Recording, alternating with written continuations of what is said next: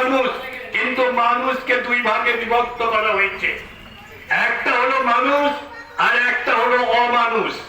মানুষ হলো যার মধ্যে ভালো গুণ থাকবে, যে মানুষ মানুষকে ভালোবাসবে, যার মুখে কোনো কথা বললে অন্য একটা মানুষের কষ্ট হবে না, যার ব্যবহারে প্রতিবেশী কষ্ট পাবে না, যার চালচলনে মুক্ত থাকবে আরেকটা মানুষ, আরেকটা জীব, আরেকটা প্রাণী, তিনি মানুষ। আর এইগুলো না থাকলে আমরা সমাজের কি বলবো ডাস্টবিন।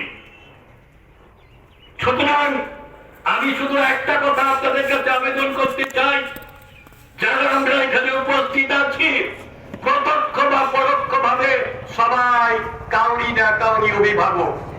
আমাদের ছেলে আছে, আমাদের মেয়ে আছে, অথবা পোতা আছে, পতিন আছে, নাতি আছে, নাতিন আছে, কেউ না কেউ আছে, আমাদের সবাই অভিভাবক।